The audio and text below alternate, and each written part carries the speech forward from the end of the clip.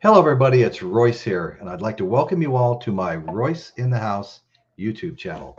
I think we've got a fun show for you tonight. We're going to be talking about the iconic frontman, Steven Tyler, and some about the band that he came from and what he's done recently and where are we going? Where are we going from here? Okay. I think plans are in the works from what I understand, and we'll get into that too. Okay, so I want to thank you all for being here. I really appreciate it. I feel as bad as anybody that Michael Nolan's having technical difficulties.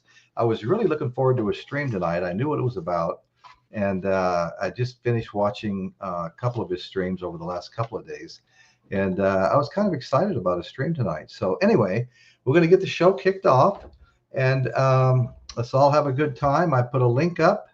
There's a link up for joining the show. And okay, so basically it's Aerosmith, but it's Steven Tyler. Okay, back in September 23, Aerosmith frontman had to postpone and later cancel. They later had to cancel the Peace Out tour because he had damaged his larynx, cracked his larynx singing. Okay, and it didn't look like they were going to be able to turn that around. So they just and have any kind of a full recovery. So they just canceled the entire Peace Out tour. And okay, let's see. I got Chris Elliott here. Hello, Chris. How you doing, brother? I'm doing okay. Yourself? Good, good. We're going to be talking about Steven Tyler, what's going on with him, what he's done recently, and what the future may hold, and some of their accomplishments of the past. Okay. And when I say their accomplishments, of course, I'm speaking Aerosmith. Love Aerosmith. They're a fantastic band. Yeah. And looks like we're being joined by Tim Henry. How you doing? Hey guys. Tim? Tim Henry of Musical Life, Music Life. And I am a subscriber to his channel. And I would certainly encourage Michael Nolan, I believe, is a subscriber as well. And Caitlin. And I would certainly encourage everybody to go check him out. Everything going okay with you, Tim? Yeah, I'm doing okay. How are you all? We're fine. We're fine. Michael had to cancel tonight, technical difficulties. So Yeah, I heard. we've been joined by Natalie, Angela, Storm Cop 55. How you guys doing? Good to see you here. Thanks so much for joining. Good to see everybody. And let's see. Okay, what was that? What was that, Chris? Oh, I just said good to see everybody. Oh, Instead yeah, of trying yeah. to type everybody's name individually in the chat. Right, right. So Steven Tyler fractured his larynx. They had to cancel the tour they were going to do, and so that was out. And they announced in 2024 they were retiring. Aerosmith retired in 2024 because it didn't look like Tyler was actually ever going to be able to recover enough for them to tour again. So that's what good bands do, I guess. I mean, that's what Led Zeppelin did when Bonham died. You know. No replacing Bonham, no replacing Steven Tyler and Aerosmith, as far as I'm concerned. I mean, some of them could go off and do their own solo things and maybe have, some measures of success there. We've seen that over and over again as well. Steve Robertson's here. Hey, everybody. It's just so good to see all you guys and gals. When I say guys, I'm kind of meaning that generically. I mean, all the people that are here watching. So anyway, if you haven't already smashed that like button, go for it. And if there's anybody out there now, or whether you'll be watching later and you're not a subscriber, check the channel out. We've got around 460 videos available to watch at any time. We're rock and roll strong, okay, particularly classic rock, although there are a couple of other playlists that some people are interested in. Being a contractor, I have a playlist on, how to do certain things, construction-wise, that I've got some that have been pretty big shows, actually. And also being a real estate agent, we've got, Royce and Betty Eddings, the Eddings Group at Navigators Real Estate. But the other shows that I find more fun, in addition to the music, are the tours of famous places where we go all over the place. I mean, we went up to Monterey, Carmel, went to Clint Eastwood's Mission Ranch that he owns. Then we went and had dinner. Then we went down to the Hog's Breath Inn that he owned for 27 years and eventually sold to a friend. We had a ball down there in the Hog's Breath Inn. They serve food, but it's a bar inside. We were in the bar and we were cutting up with all the patrons and the people that work there and talking about Clint. And we just had a hell of a time. That's a fun video. And we've covered things like, well, the San Francisco Summer of Love, 1966, and 67, excuse me, Haight-Ashbury, all the concerts down at Golden Gate Park, the free concerts with Jerry Garcia, sometimes Hendrix, oftentimes just so many people. It was just crazy, you know. And Santana always opened for Hendrix, so they were always there. But it's like everybody that was in town or they just traveled to be there came in, and everybody was really, really into it. And so anyway, I mean, the Doors played there, Jim Morrison, the Doors. I mean, just Jefferson Airplane, everybody played there. It was a psychedelic era. Like 100,000 people had migrated to the Haight-Ashbury area. So I've got a lot of fun shows like that have to do with things other than music, but the music is like my main focus, okay? And the classic rock and music is my main focus. We cover other genres. So I just thought I'd throw that out. If anybody wants to subscribe later, take it all into consideration, hit that subscribe button and join us. We've been joined by Dwayne Chamberlain, Douglas Gilbert, John Patterson. Great. People are coming in. Okay. So here we are. Okay. That led some to believe that Tyler, you know, was never going to perform again. All right. But he's been doing an occasional, you know, like charity fundraising type of show and singing well, including the highest profile performance since the injury a few weeks ago, which was the Back to the Beginning Black Sabbath final concert. Now, it was not announced that Steven Tyler was even going to be there. I didn't know about it until he walked out on stage. I was kind of shocked. And you know, the last time I heard much about Steven Tyler, I did hear about some of the charitable events. He played on, and this is a great album. You know, it's let's see, it's Slash. And it's Orgy of the Damned, and it's a 2-album set. And I bought it as soon as it came out. And there's just an amazing bunch of featured artists in here, you know. And every song has featured artists on it. And so when I heard he was going to be on there, I didn't realize that he wasn't going to sing. He played harmonica on Howlin' Wolf's Down on This Killing Floor. And he did a great job. He's a great harp player. Okay, so when he walked out on stage, I'm thinking, wow, Steven Tyler's here. Is he going to play the harmonica? What's he going to do? And he got up there, and I'm telling you, he just knocked it out of the park. He did. He almost stole the show for me. Of course, Ozzy and the sadness of his final show and Black Sabbath, that stole the show. But if anybody else was a close second, it would have been Steven Tyler. I mean, he went out there and he did 2 covers. One was the Yardbirds, okay, A Train Kept-A-Rollin', and then he did another cover that was Led Zeppelin's A Whole Lotta Love, a favorite song of mine going back to my teen years. Go ahead. What did you say, Chris? Quite unexpected. Yeah, you weren't quite expecting to see a unexpected. Led Zeppelin song at a Black Sabbath final concert. Right. Natalie, oh my God, Natalie, thank you so much. Much appreciated, girl. I gotta make note of this, okay?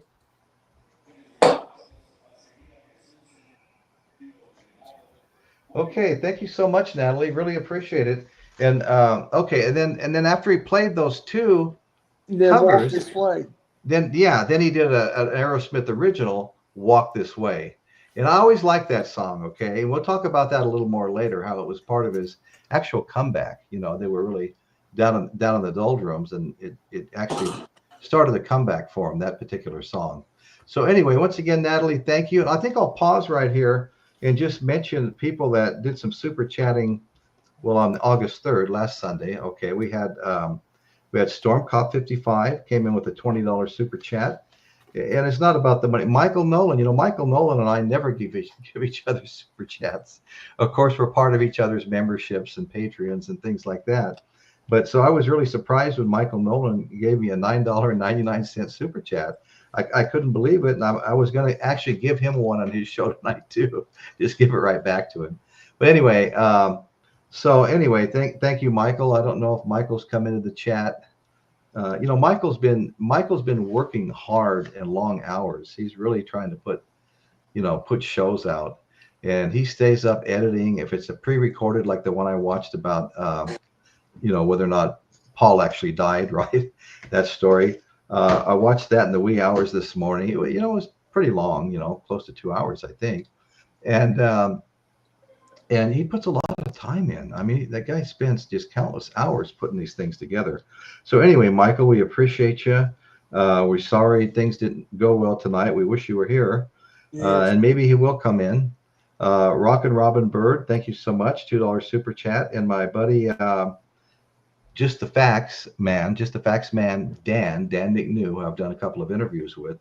He also came in with a $10 super chat.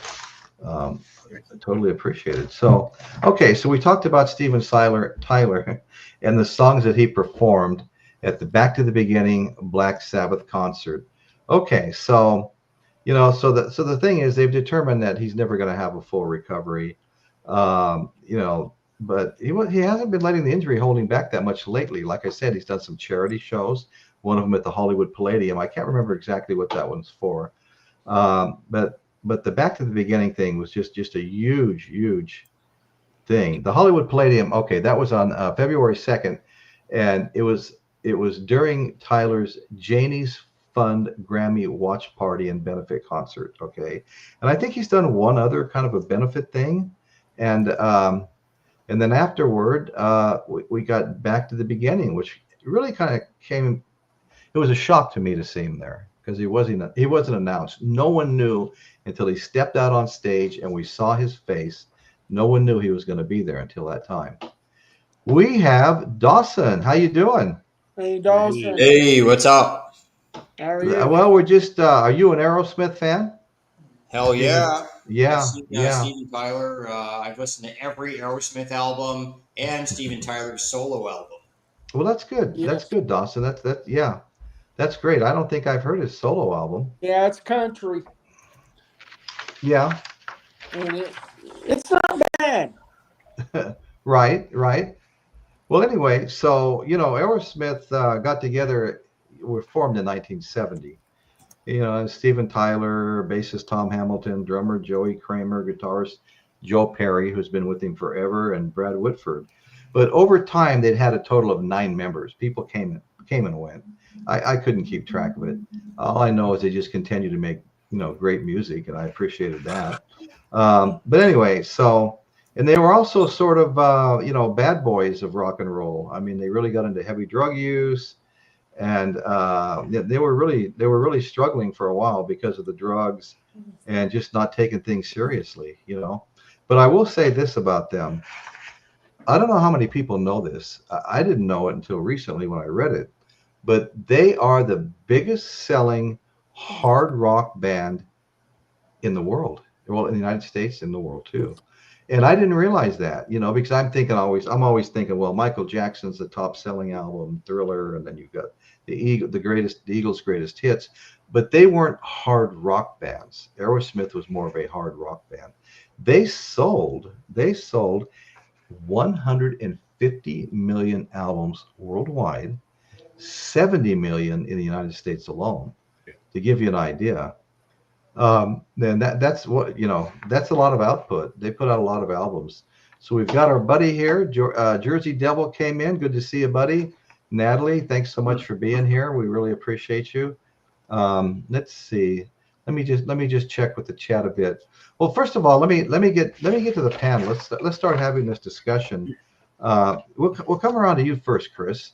Got some things to say about Aerosmith or Steven Tyler in particular? Well, I've always liked them. Even like the seemingly second incarnation of them once they got the Geffen Records and they completely changed their sound. But yeah, I mean, I have one funny story about them. Went and saw them at the Palace of Auburn Hills where the Pistons used to play. Okay, and, great show. Probably, I think it was late February, early March. Okay. So we're all going back to the car. The people that are driving, they kind of got free tickets, right? So my cousin, he got drunk. We were supposed to meet at the car. He couldn't find the car. So they were saying, oh, he's out there. So I looking around, can't find him. I come back to the car. They're saying, okay, maybe we'll check over here. So they made They were so stupid. They moved the car over to a different section that they were parked at. And so I'm going, what the fuck you guys doing? I'm looking around. They threatened to leave me there if I didn't come in because they were tired of looking for my cousin, and my cousin and I are the ones who paid for their tickets. So I got home back to Windsor, and then I guess my cousin, he found his way back to Detroit. He was able to get back. Okay. But then he came over back to Windsor, and my parents' house, which I was living at the time, was closest. So he said he ran to the door. My dad was up. My dad, like before I went to bed, I explained to my dad, "Hey, he's probably going to come here ready to kill people. So I was the one almost got left behind looking for him. So don't let him kill me." Right. Oh yeah, that's great. I mean, other than that, I mean, I remember the show from being a great show too. They put on a great live show. I mean, unfortunately, or for whatever, funny wise, the memory is overshadowed by my cousin being left there, but the show was great. Oh yeah. Hey, George Pita, thanks for joining, and 45 RPM. We appreciate you joining.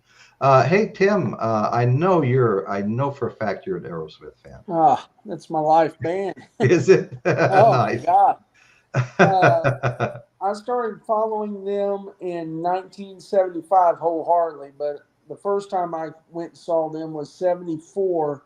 Okay. Went with my brother. I was 11 years old, and they came to our town, Middletown, Ohio, and they played the opening of Miami University Middletown. They opened for Mott the Hoople, and I was this 11-year-old geek, and tagged along with my brother, and it was unlike anything I'd ever seen. I mean, nice. back in that day, Aerosmith had all hair. You couldn't even see their faces. And Joe Perry's guitar was going out of tune and everything. I said, "This is the coolest thing I've ever seen in my life." That's great. And and feedback and everything, and Perry's guitar just going out tune all the time, and Tyler coming out, and he looks he had that, the same R that he has now, with the scarves and everything. And it was loud, and it was raunchy, and it was great. And it just totally blew Mott the Hoople off the stage. Right. With their sloppiness, it was. And then after that, it just changed my life. I bought all their albums, anything I could ever get a hold of from them. Went and I saw them again in 75 in Dayton. And then I didn't see them again. I didn't get to see them on the Rocks tour. I saw them again in 78 in Cincinnati. And right on. And every time that I could go see them, I seen them a total of 8 times. Oh wow, that's amazing. So, yeah, and it was really. And when I heard that, then they got old and everything, and I saw Tyler's voice going and everything, and they all look frail. It was just right. It was sad for me. Oh yeah, for sure. I can understand that. Well, they were called the Toxic Twins Part 2 for a reason, right? Yeah, right. I mean, there's Jagger and Richards, and then there's Tommy Lee and Vince Neil. Well, I'm talking about the ones that are worth talking about. Okay. People always Steven Tyler and Joe Perry. Yeah. Sorry, go ahead. Oh, you're fine. I'm sorry. People always ask, Tyler and the microphone stand, the scarves on the microphone stand. He put the scarves on the microphone stand to hide his drugs. He had little pockets in the. Oh no! Yeah. I never heard that before. That's crazy. Yeah, he had. He would pop pills during performances back in the early days, and he sewed pockets in the scarves. That's funny. And it was just something that stayed. They was always considered America's Rolling Stones, but they looked like the Stones, which was true, but they played more like Zeppelin. They had they could play the blues, they could play anything, but they got compared to the Stones a lot because of Tyler's lips. Yeah. Well, it's interesting you should say that, Tim, because when I first moved up here to the Central Coast, it was about 77, and I walked out onto a construction site looking for a job. There was two or three young guys out there working. One of them, the oldest one, was about my age at the time, in the 20s, and I said, he said something that the music was just blasting. Where I was trying to have a conversation with him. And he finally said, Aerosmith, man, I love Aerosmith.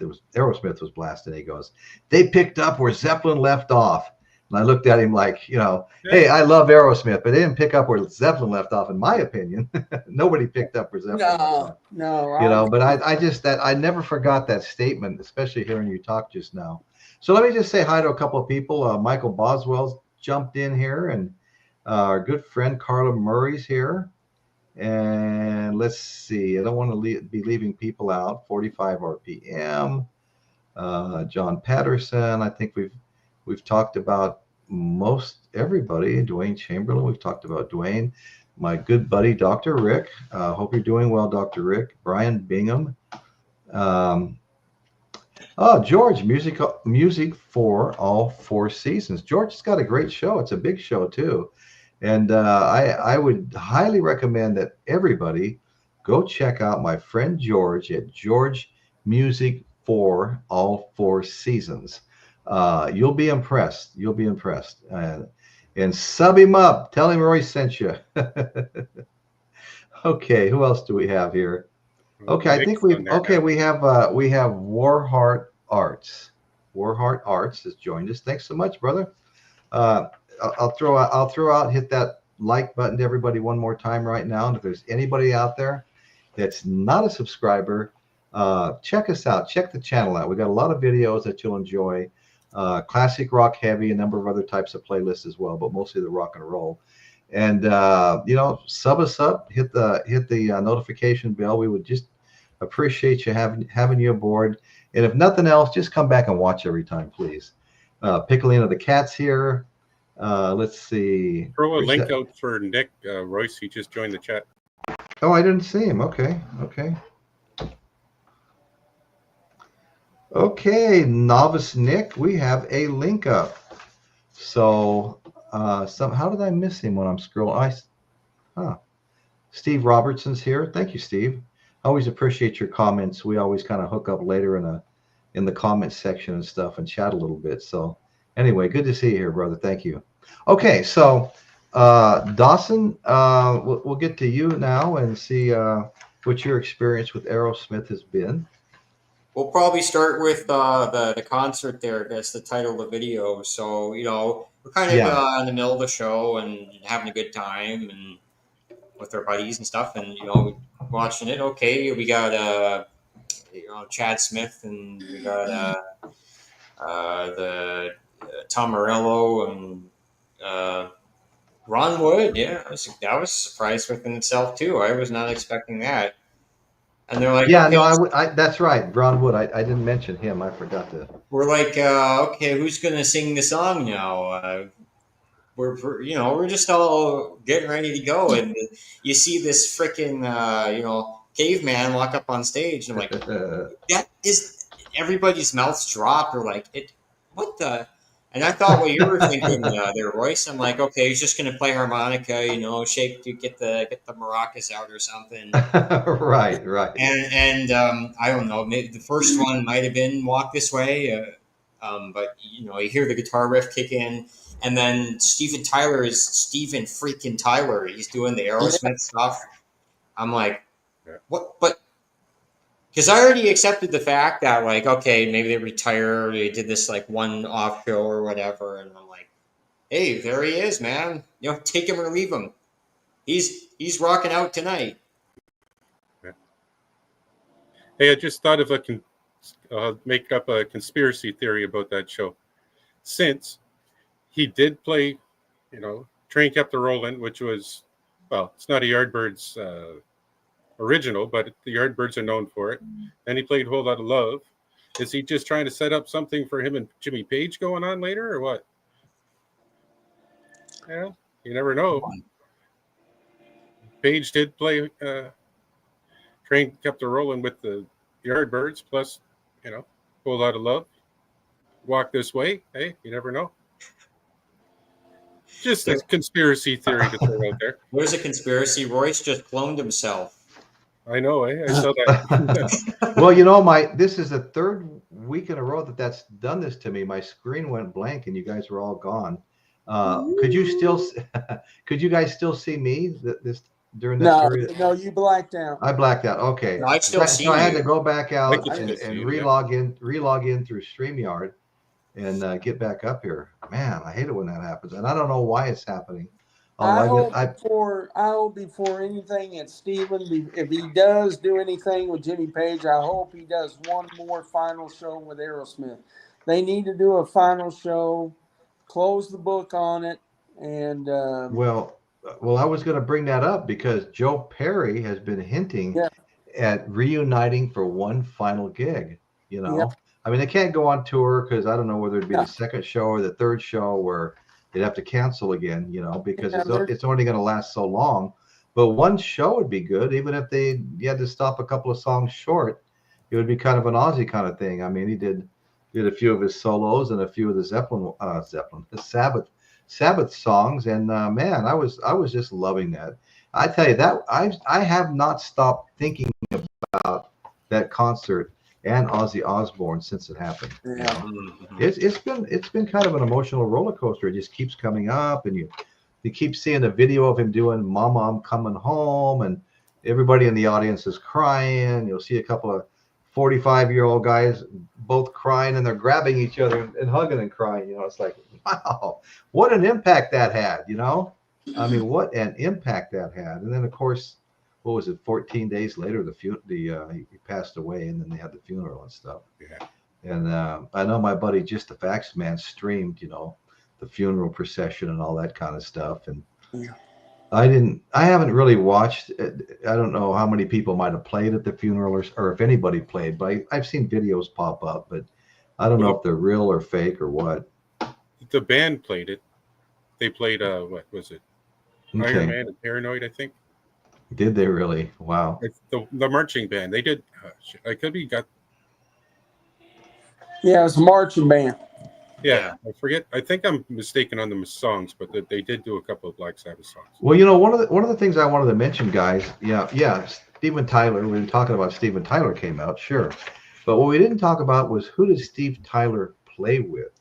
Well, there was a combination of supergroups, a whole bunch of individual artists that grouped together and played Black Sabbath songs. And so these were the people that were backing, and there wasn't always the same people because there was too many for just one band, so they would trade places and stuff like that. One drummer would play one time, one guitar player would play one time. And for example, Nuno Bettencourt, Tom Morello, Rudy Sarzo, and others, covered the two cover songs, the Led Zeppelin song and the Yardbirds song. And then there was when they got to Walk This Way, which was an Aerosmith original, there wasn't much of a change in the lineup. I think maybe that one of the Red Hot Chili Peppers, Chad Smith, switched out. Barker switched with okay, yeah. Okay, so it's Red Hot Chili Peppers member came in, and I think one more person. But anyway, Joe Perry does want to do a final show, and who knows? Yeah. You know how that stuff works. There was even speculation that if Ozzy's show went really well and he had more energy than even he thought he would have, they might do a couple more. But I could tell that wasn't going to be the case. You could tell he was in pain.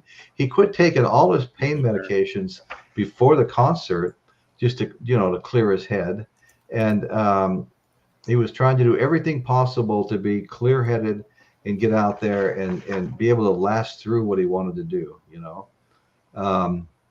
So anyway, I thought it was great. I was really glad that I streamed it. You can still go on. You can still go on, YouTube. Computer or YouTube on your TV. We watch that a lot, and you can find all the performances. And it was well worth the money. Oh yeah, Tim. Oh, yeah. And once you type in a search for Back to the Beginning or any one individual performance, boy, the algorithm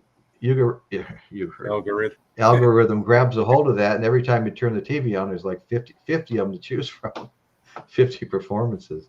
So anyway, yeah, so that's a crazy thing about YouTube TV. Boy, they just go wild. But it just goes to show you the strength of the algorithm. Once they pick up on what your likes are, what your audience likes. That's why that thumbs up button is so important, because that first milestone is 50. I didn't reach it last week. I usually reach the 50, during the show or the night of the show. And that gets them. What they do is they're looking for an audience for you. Let's face it, YouTube, Google, they want the content creators to be successful, because if you're not successful, they're not going to make anything either. They want you to be successful. They want to help you. They can't just hand it to you on a silver platter. You got to earn it, but they want you to do well.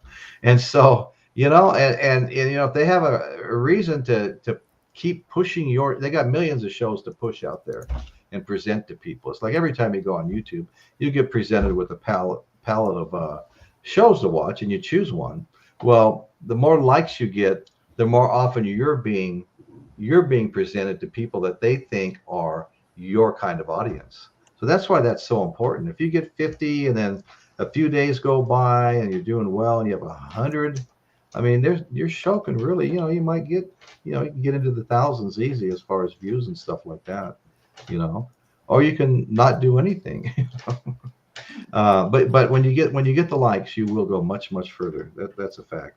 That's a proven fact. I've proven it. All my Black Sabbath shows, like one of them was over 2,000 views, one of them was just under 2,000 views, but they all had a lot of likes, and so it just kept circulating out there, being presented to people.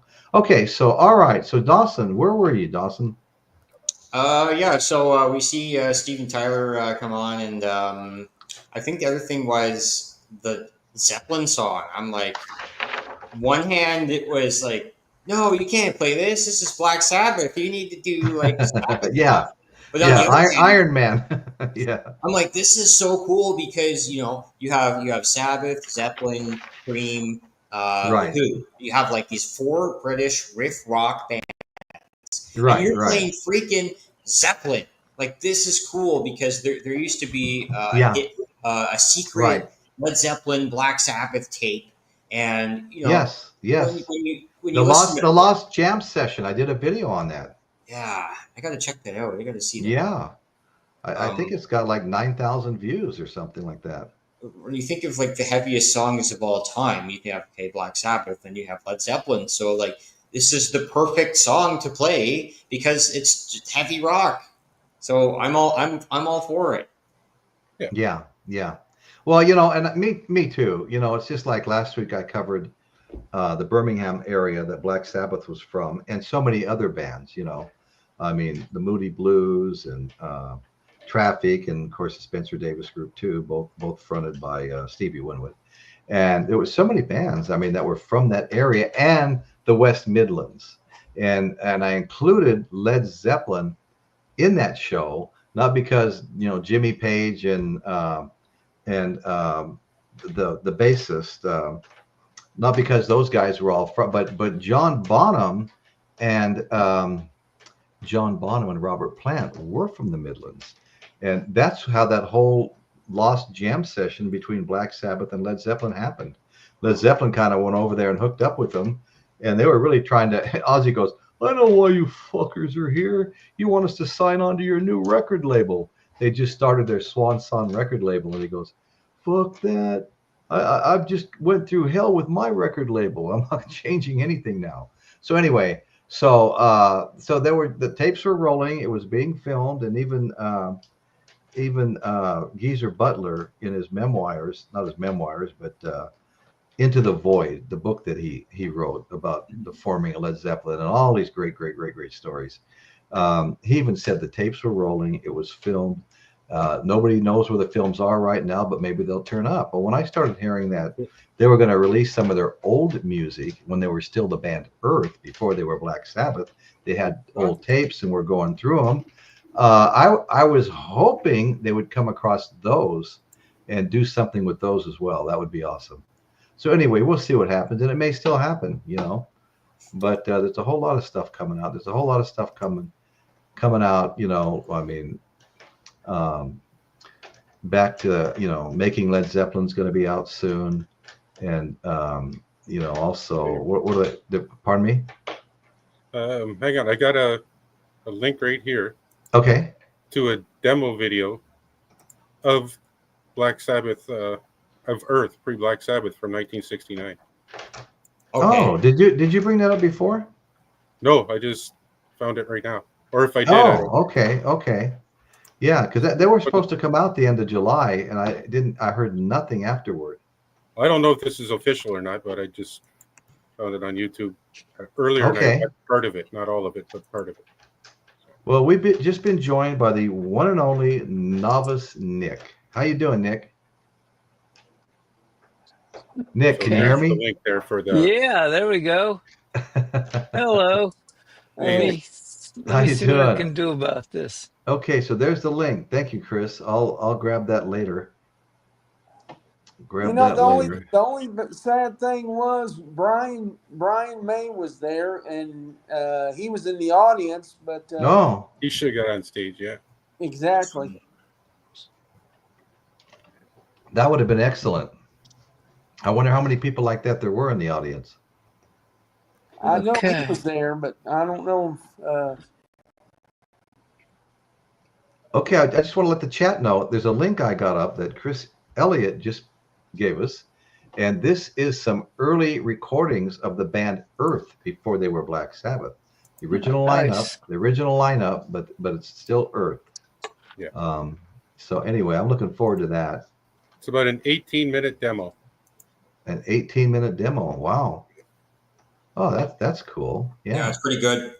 Is it just like one long jam, or is it broken into songs? Or it was the first song. I didn't really get a whole lot, so I listened to about 5 minutes of it. I couldn't tell if it was going to go into a jam or just individual songs. Okay. Do you know about it, Dawson?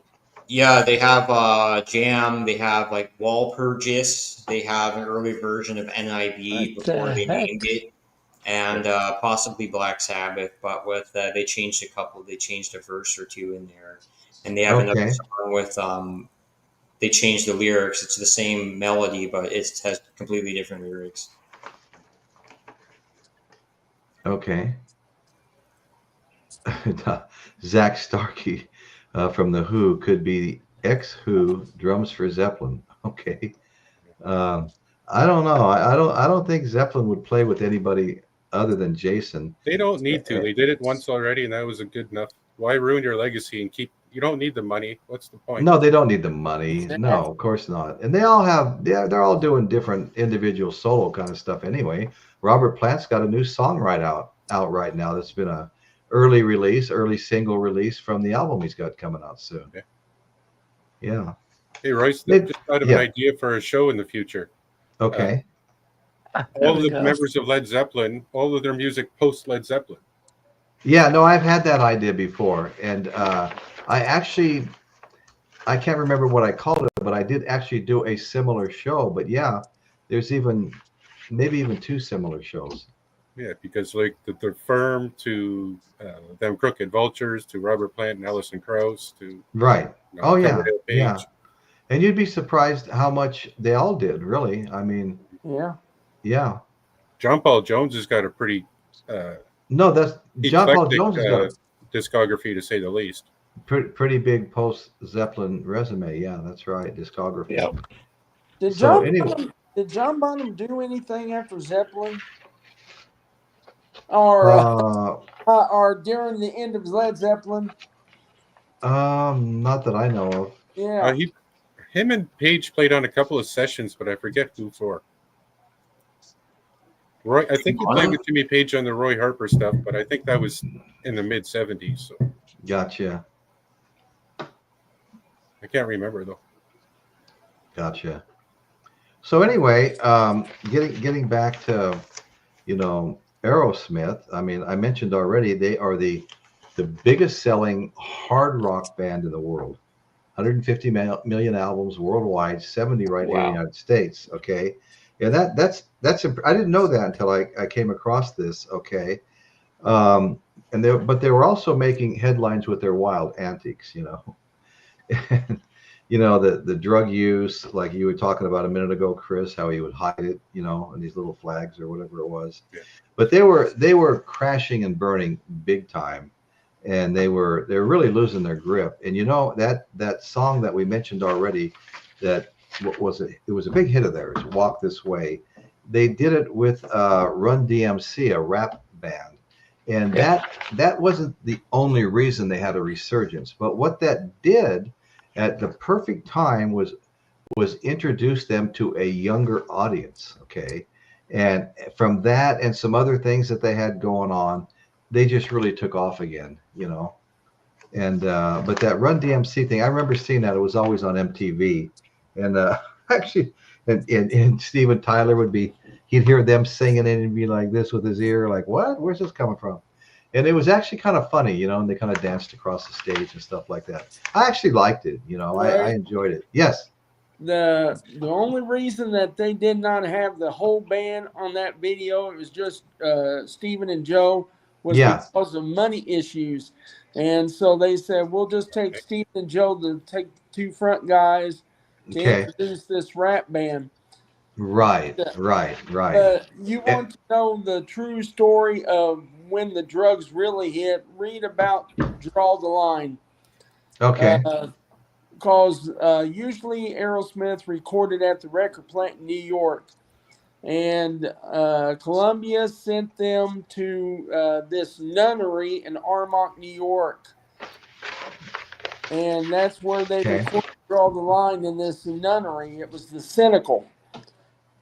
And they recorded it there, and each member had their own room and different levels of the place. And Joe and Stephen, half the time, would not come down to record. They would play with guns upstairs.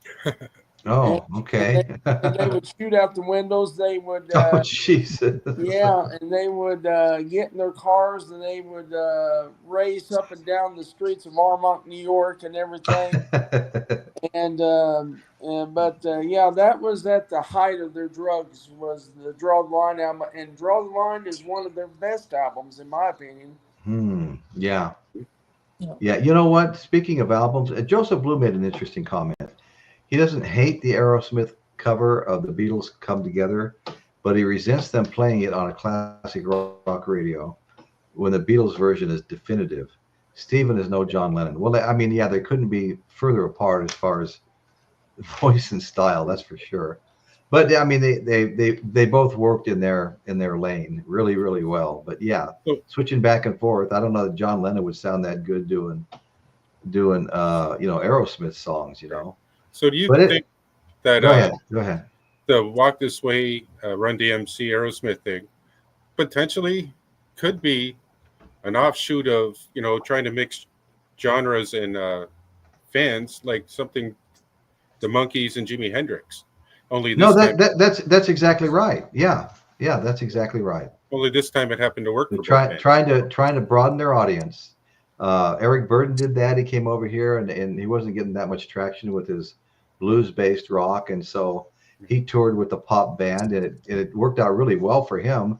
And that's where the Hendrix and Monkees handlers got the idea. Maybe we could pair these two together. Psychedelic acid rock Hendrix, my favorite guitarist, with the Monkees. Kind of a made-for-television boys band. Although everybody loved him, and I loved him too. We were kids. We'd watch the movies, and they were very popular up in Laurel Canyon. Everybody wanted to be their friends. Everybody loved them up there, So anyway, no worries about that. It wasn't meant to be a put down, but yeah, those pairings sometimes make all the difference in the world, and we've seen that before, And there's been other rappers that have paired with rockers and things like that. And did you hear the story of Royce? Did you hear the story of how they Walk This Way even came about? No, I did not hear that. No. They went. Stephen was writing lyrics and everything, and but he could not. And Joe Perry came up with the riff and everything, but they could not figure out. Stephen couldn't figure out how to come up with the lyrics for what Joe was writing. So I see. they took a break and they went to see Young Frankenstein at the movie theater. Great movie. And Igor or somebody in the movie said, "Walk this way," and I said, "I'll walk that way." And That's awesome. Stephen hurried up and down. That's how he came about. That's funny. Igor. Hump. Went home. So let's see. Groovy Lisa's in the chat. I haven't had a chance to mention that yet. Groovy Lisa has a channel also, and get there when I can. And everybody check her out. Groovy Lisa. How you doing, girl? Al Val has joined us. Monkeys had great songs. The Monkeys did have great songs. Their songs were a lot of fun. They really, really were. I think, like I said, everybody loved the Monkeys. And then they were respected. They were respected by everybody as well. Yeah. And yeah. Be right back. Okay. They could actually play their instruments in that. I mean, they weren't completely fake. They did have some musical talent. No, that's right. And they could sing and stuff, you know. I thought that whole Hendrix, I did a show on Hendrix opening for the Monkees. It was one of my pre-recorded with the chat though. And what was funny was Hendrix would open up and he'd be doing Foxy Lady, and all these 14-year-old girls were sitting in the front row with their parents that took them to see the Monkees. And they'd all be screaming, "We want Davy, we want Davy." So about the 7th show in, I think it was supposed to be 29 concerts. About the 7th show in, Hendrix was playing and he was going, "Foxy Lady." And he beckoned all these young girls in the front row to go, "Foxy Lady." So he'd go, "Foxy Lady." And they'd go, "Foxy Davy." They didn't give a shit about Hendrix. They just wanted Davy up there. And so that's when Hendrix got disgusted, threw the guitar off, flipped them off, and walked off stage and quit the tour. I thought that was a great little story. I really enjoyed doing it. But anyway, so you do see those. I mean, Kid Rock and he's done, you know, and he started out with the ball, the bang, a dang, diggy diggy, you know, and all that stuff. And I'm a cowboy. I actually liked his stuff, you know, when he came out. But he partners with a female singer. And they do really well together. Really complement. Smith in Cincinnati in '78, they had a band open for him, Star Castle, which was a progressive rock band, and Gary Luttrell, I think his name, and Jerry Cantrell or no, Luttrell. Okay. Terry Luttrell from REO Speedwagon. Gotcha. He was in this band, and they didn't go over too well. They played for about 20-25 minutes and then walked off. Oh, I see. That's funny. And there were some weird pairings. And then in Dayton, Golden Earring opened for them. That was a little better. Oh, yeah. I always liked Golden Earring. I did too. Yeah. All right. Hey, Royce? Yes. I think it's for the first time in a while we can take a little excerpt of this. Yeah, go ahead. All right. This is what it says about Aerosmith. Keep in mind, you know, this is the brand new edition circa 1977. All right. So Aerosmith, along with the contemporaries Kiss, one of the most successful new American rock bands in the middle 70s. Like Kiss, none of Aerosmith personnel had enjoyed any previous brushes or even near brushes with stardom or named bands, although they did accrue virtual superstar status in the home state of Massachusetts prior to the national breakout. Wow. They first came together in New Hampshire, summer 1970, as a $30 a night rock band entertainers for vacationing locals. From there, they worked incessantly on one-night gig circuit at colleges, high schools, bars, etc. At times when there was no work forthcoming, they set up their own equipment outside Boston University and played for free. By the time of their eponymous debut album in early '73, the group had achieved localized cult following rising on release to superstar status in New England area. By the second set, Get Your Wings in 1974, this following had been extended nationwide via intensive touring, and by early 75, their album had been certified a million seller. Okay. At approximately the same time, Aerosmith's third album, Toys in the Attic, was released to begin a staggeringly successful 2-year run in the upper reaches of the U.S. charts, also providing 2 massive American hit singles in Dream On and the aforementioned Walk This Way. And then musically, the band is cast from classic No Frills rock mold, with Jagger lookalike Tyler as an energetic and flamboyant frontman. Tyler also contributes majority of Aerosmith's lyrics. Joe Perry, the bulk of the compositions, and they've had Jack Douglas has been their producer since their second album. Wow. This only goes up to Rocks. Rocks is the last album they put out. Okay. Which is actually I got that too. But I got a few of their early albums. But Rocks.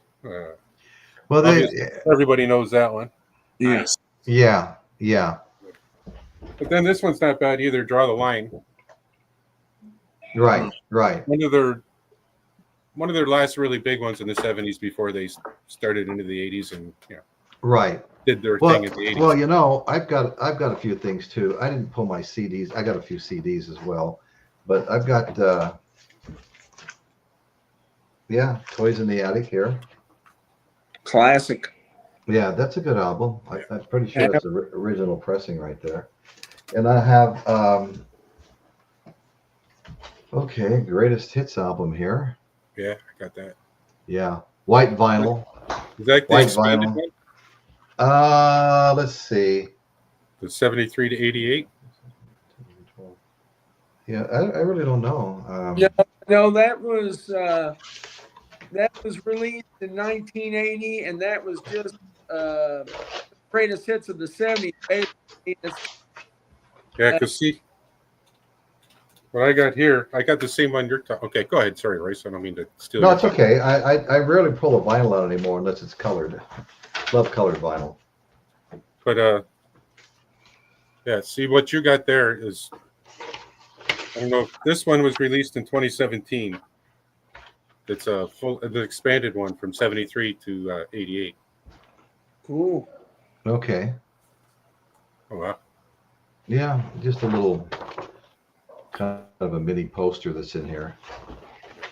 So anyway, that's this sounds really good too. The colored vinyls come a long ways. I mean, it sounds really good now. And then I've got this other, like I said, I've got a couple of CDs too, but I mean, I've had them for so long, they don't have covers anymore.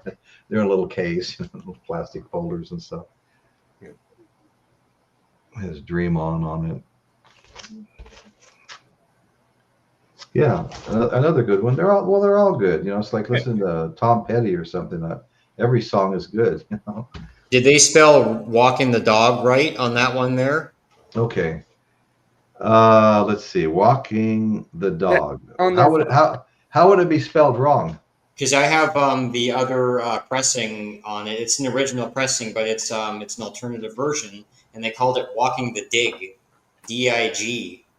No, this was D-O-G. Yeah. Yeah. So they had a misspelling on it. It was funny. Oh. Yeah. Yours is probably worth a lot of money because it's a mistake.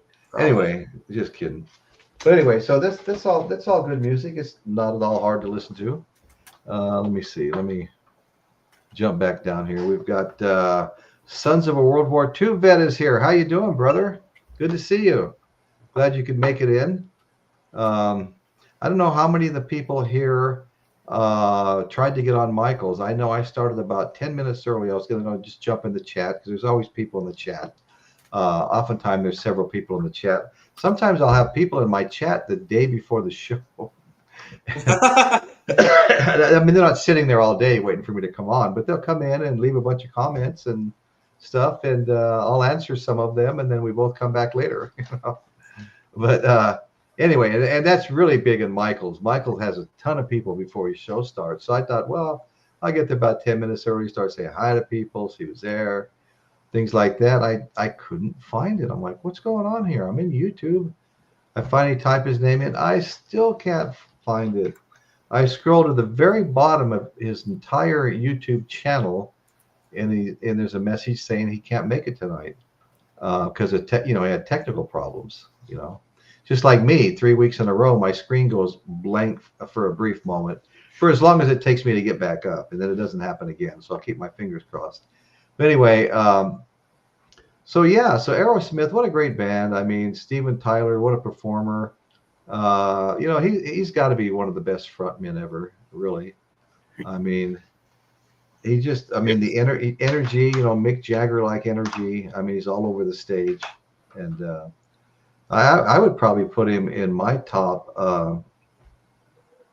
frontmen, definitely in the top 10, maybe closer to the top 5. Oh, yeah. Yeah, he's iconic. I mean, iconic. That's exactly right. All the tassels and all. Yeah. He does it better than most. Yeah, he does. He really does. He's quite a showman, isn't he? I don't know. Yeah, what keeps Mick Jagger going? My God, what is he, like 82 years old or something? He's got his exercise booth. He has an extra trailer. It's a built-in gym, and he has a personal butler who brings him smoothies. Oh, I never heard that before. No kidding. That all helps. You got somebody encouraging you to work out every day. I haven't been to the gym in a while, but I used to work out at least 3 times a week and sometimes more at the gym. And go surfing. That was strenuous. So anyway, let's see. What do you guys think? What does everybody think would be a good show? Would anybody like to hear a show on Blondie? Deborah Harry, Blondie? Yeah, that'd be cool. Yeah. I know people who know her and her band. Oh, do you? Yeah. I mean, people in the chat, if you've got some ideas on what you'd really like to see covered, why don't you go ahead and put it in the chat, and we can try to get through some of the shows that seem to have the most interest, for people. Royce? Yeah. Mine would be favorite closing track on an album. Favorite closing tracks on an album, the final track. Yeah. Okay, let me make a note of that.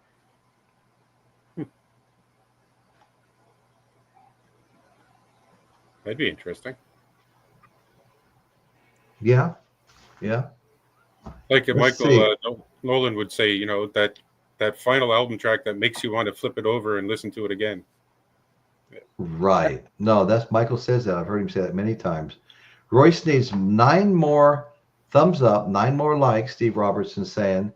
If you guys haven't hit that, like button yet, please do me a proper, hit that like button. Let's get this show, let's get it a boost by the algorithm. That would be great. We didn't hit the 50 last week, and we finally got there midweek, and then it dropped back down to 49. It's very unusual for the likes to go up and down. We all have shifts in our subscribers. You could start a week with X amount of subscribers and finish it with a few less. And it's like, it's kind of a mystery. It doesn't cost anything to subscribe, and so you wonder why. Yeah, I don't know what to say about it. It's all good. We're having fun. That's the main thing. Exactly.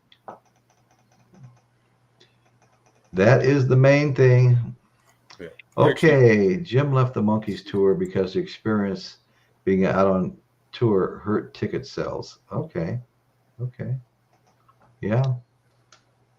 Well, he was a huge success in England. That's what made him a star.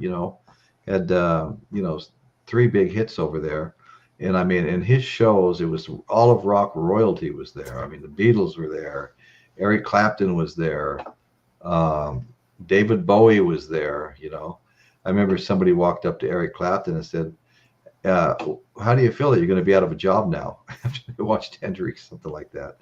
And Hendrix was quite a phenomenon over there in England. And then he came back to the States. He did Monterey Pop. He was a hit there. But he wasn't getting anywhere near the traction he was getting in England. And that's where that whole Monkees idea came up, tour with the Monkees, expand his audience a little bit. But it just didn't work out. I think it was a bad choice. It had to have been somebody else he could have done that with. Royce, Bobby Whitlock show. Great guitarist was Brad Whitford. Yeah. I'm sorry, say that again. Brad Whitford. Brad Whitford, yeah. Great guitar player. Oh, yeah. Yeah, extremely underrated, too. Oh, my goodness, yes.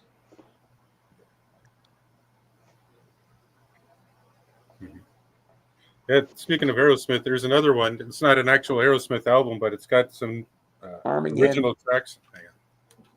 Okay. The Armageddon soundtrack. Oh, okay. Whoa. Yeah. Yeah, that definitely. Well, that definitely had some Aerosmith. In fact, it's got the biggest track on there. I don't want to miss a thing. Right. Yeah. Right. And as it turned out, Steven Tyler was Liv Tyler's actual dad, and she thought it was, I don't know, Todd Rundgren or something for years. She was led to believe. Yeah. So yeah, that was pretty heavy on Aerosmith songs. Wish the Beatles had stuck with their Johnny and the Moondogs name. They'd have been twice as big, I bet. Well, that's interesting. I mean, because what's in a name? I mean, it's not like the Beatles was like, wow. I mean, Led Zeppelin, to me, that was more of a wow type title, But the Beatles, there was no wow factor there. But the wow factor was in the musicianship, the songwriting, that compensated for everything. But you think there might have been bigger guys if they had a really cool name? Well, Aerosmith, they was tossed around names at the beginning, like the Hookers and Dr. J, the Interns, right? And they came up with the name Aerosmith. There was a book by Sinclair Lewis, Aerosmith, ARROW. But Joey Kramer came up with the name, but he spelled it AERO, just like the band's name, and he's the one that came up with the name of it. Gotcha. Right. Yeah, Natalie brought up Little Red Rooster. That was a good old blues cover. Stones.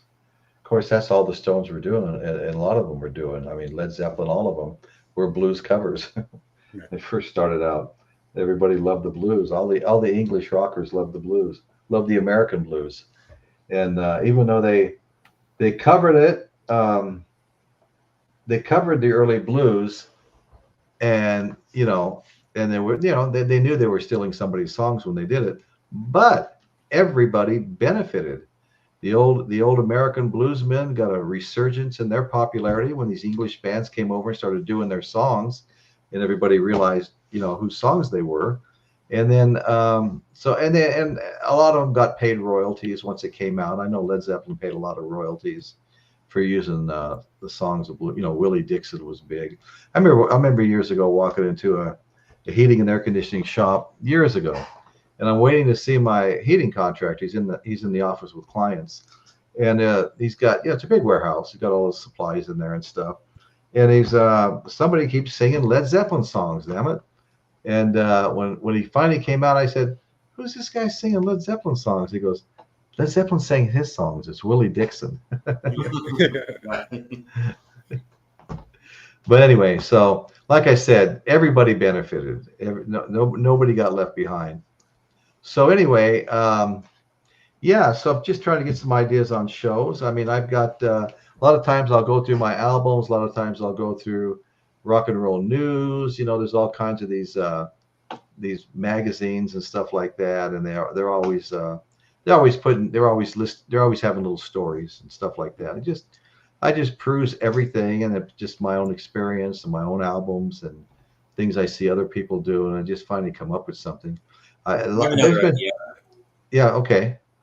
What if Richie Blackmore stayed in Deep Purple? Would there be another Smoke on the Water? No, because it would have just exploded if they had so much of disdain for each other. Him and Ian Gillan. I don't think that could have even worked. I know that's the easy answer. I'd probably go with that one too. But when they came out with Perfect Strangers and they reunited then, and another album after that, like that was pretty damn good. Like listen to Perfect Strangers. That kicks ass. That Perfect Strangers album is unreal. Yeah. Well, I don't know if what you're suggesting as the title, what if he'd stayed there, but I mean, just Deep Purple is a good topic, period. Yeah, it would be. Yeah. Or any of their offshoots, like just following Richie Blackmore. Just like if Yeah. Smoke on the Water is the greatest riff of all time, and Richie Blackmore wrote the greatest riff of all time, is there another greatest riff of all time in the matching? Well, that is a really great riff, but I mean, I could probably pick out several from Led Zeppelin that, to me, there's a reason why I'm much more of a Led Zeppelin fan than I was ever a Deep Purple fan. I just like their music better, but I liked it all, but I like theirs better, So, yeah, I don't know. That's why I use the air quotes. That's Walk This Way. Walk This Way. That's right. Riff, yeah, unmistakable. I would even cover rap, but every time I bring it up, everybody flips out. Oh, I hate rap. I hate rap. I actually liked some rap. Wrap them upside the head. I talked to Run. No, I talked to DMC. Yeah, I talked to DMC before. Oh, you did? Yeah. Yeah, online. Yeah. Well, I didn't like it all, you know what I mean? But there was stuff that I liked. I mean, I had a 56 Chevy Nomad. It had 700-watt power amp in it and a bass knob on the little tunnel thing between the front seat. So I could reach down and crank the bass up. And it was just a lot of fun. I mean, you couldn't find a lot of rock with that kind of bass that you could get in, right. Rap and R&B and stuff like that. So I was listening to quite a bit of it for a while. You'd pull up next to a big plate glass storefront and roll on that bass knob, man. Those windows looked like they were going to jump out of the wall, So did my eardrums here. But that was fun. But there was some stuff I liked, I mean, I think everybody liked Eminem, for a while at least, and the movie he was in, 8 Mile, that was great. But I liked 50 Cent as well. He had a movie, Get Rich or Die Trying, where he got his face all shot up out in the middle of the street. But I really liked his music videos, 50 Cent's music videos. But anyway, that's a whole nother story. But anyway, so there's a few people. I like some of Tupac's stuff, There wasn't a whole lot of people's stuff I liked, but you know what? It played along with everything else on MTV. You might watch Aerosmith and Led Zeppelin, and then the next thing you know, there's a rap. Tupac's there, 50 Cent's there, or something like Eminem is there. I mean, it just played right along with that. I mean, they didn't separate that into distinct genres necessarily. Everything got played, and it used to be that way on the radios too. Everything got played together. You'd listen to Steppenwolf, Born to Be Wild. The next song was, Marvin Gaye. Yeah. Didn't say it. No one said, "What's that doing on here?" Yeah, followed up by like Bob Dylan, and then maybe Simon and Garfunkel, or Janis Joplin, or Led Zeppelin, and then the Pink Floyd thing. Okay. Well, exactly. They all played on the same station. Yep. At least it was to keep everybody's attention. Yeah. You don't know I next. thought that was fine. I mean, I was fine with all that. I still don't think Dolly Parton should be in the Rock and Roll Hall of Fame. But I've always liked her music. You know what I'm saying? Probably had a few things in the house. I even have three or four Madonna albums. I inherited them somewhere. I never spent any money on them, but I might even have 5. I don't know. There's little groups of stuff. I had a couple of guys I built a house for around the corner from me, and one of them died, and the other one was developing Alzheimer's, and his niece took over the estate, and they insisted that Royce and Betty, their friends, and the guy that built the house for them, it's up on 7 acres, custom house, steep lot, 7 acres. They hired me back a few years later to put a big addition on it. And they insisted to their niece that I sell the house. Betty and I sell the house. And so I'm standing in there with the niece, Jenny, and there's a big cabinet on the wall that used to have a TV in it. And there's some shelves below. And I said, Richard and Frank didn't have any vinyl, did they? Vinyl records? She goes, "Oh, you like vinyl records?" I go, "Yeah." And she goes, "Well, look at this." She opened, I mean, this is like 7 feet long, and she opened these big doors on it. It was solid vinyl all across. I probably have like eight minute work,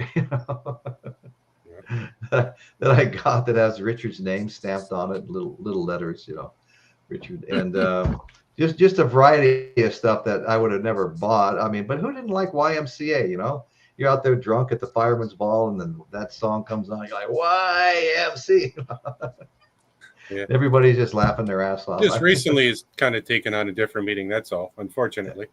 Right. Well, the whoever, I forget the guy's name that had the writing credits for it. He thinks it's a great thing. I promise you. He's getting money. Excuse me. I have to take this. Sorry, boss. I gotta go. Love y'all. If I can, I'll be Okay. back. Okay. Take care, buddy. Must have had a customer walk in the restaurant or something. Yeah, Nick's got a restaurant. Another idea, James Watson also brought it up, and we brought it up a few times, would be a show on Canadian bands. Yeah. I've done a few shows on them, like the Guess Who. Exactly. I really like the Guess Who. I saw them twice in concert. Yeah. I like the idea of the Velvet Underground with Nico. Those guys were kind of groundbreaking for their day. The Velvet Underground. Canadian bands. Well, who would you suggest? Of course, I just did a show on the Guest Who about 6 weeks ago. They could be part of it.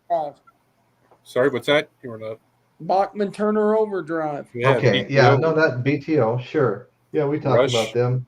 We talked about them. Tragically Hip, April Wine. Mahogany Rush. Yeah. Yeah. Mahogany Rush. That was. And then depending on what was that guitar player's name? Mahogany Rush. Frank Marino. Yeah. Frank Marino. That's who I was looking for. Out of Montreal. He was a great guitar player. What happened? He went into like the psych ward or something. He took some acid or something. Went to a Hendrix concert and had to leave early. He was all messed up. And I heard in his later years he has arthritis in his hands. And he can't play no more. No, that's too bad. Because he was a great guitar player. Yes, he was. Yeah, heavily influenced by Jimi Hendrix. Yeah. Well, everybody, he's a Jimi Hendrix wannabe. I said, well, if you're good enough to be in conversation with Jimi Hendrix's name, you're probably a pretty goddamn good guitar player. Yeah. That's interesting. Angela just brought up CBGB, the club in New York.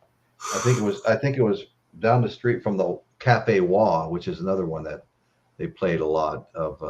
Lot of rock bands played there, and I covered Cafe Wah and CBGB in a show, and of course I've covered I think twice the Fillmore East and West, primarily the East. I was more into the East, but both owned by the same guy, and the guy demanded excellence from everybody that worked for him. He demanded excellence from the bands that played.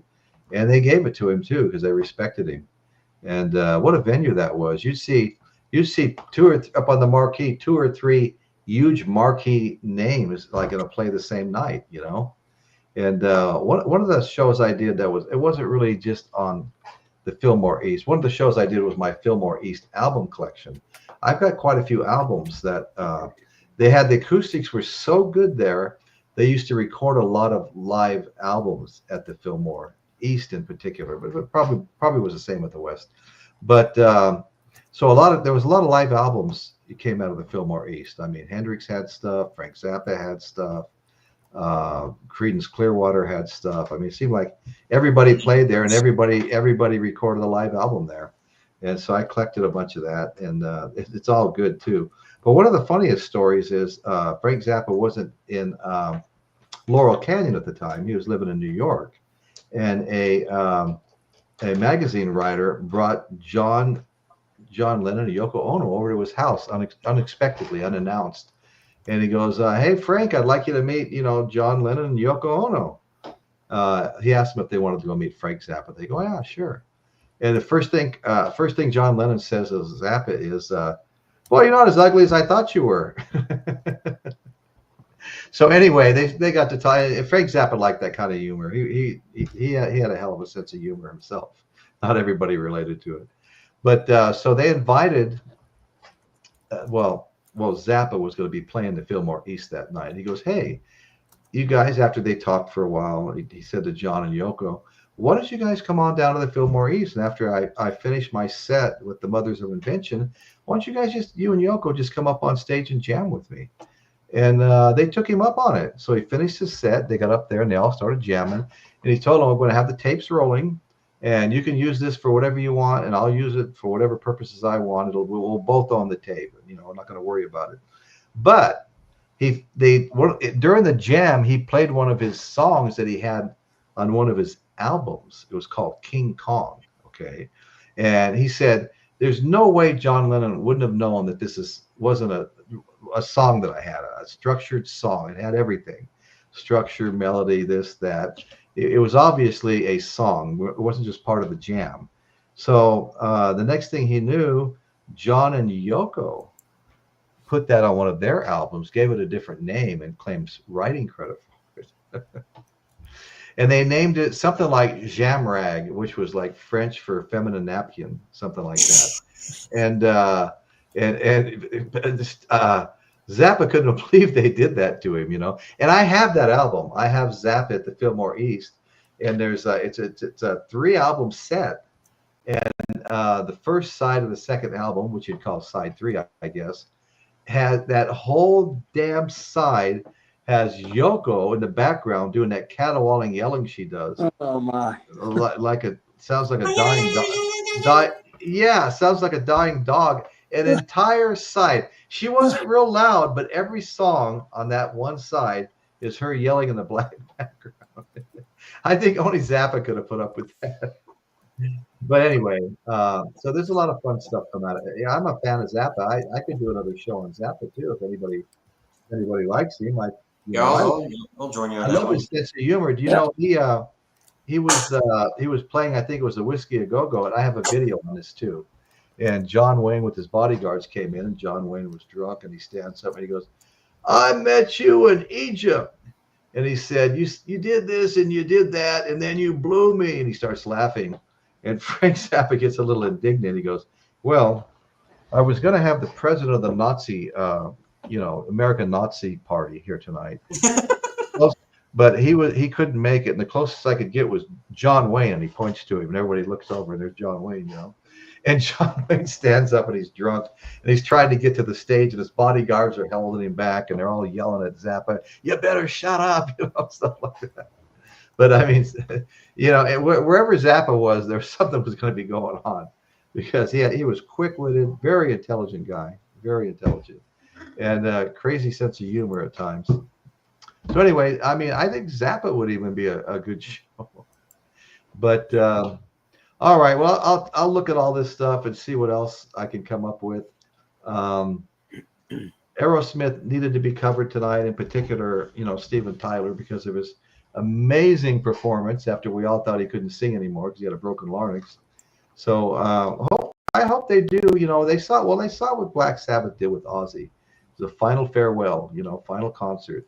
It sucks when you don't get a chance to say goodbye while you're still able to perform. It's like you come out in a wheelchair and say, "Well, my career is over."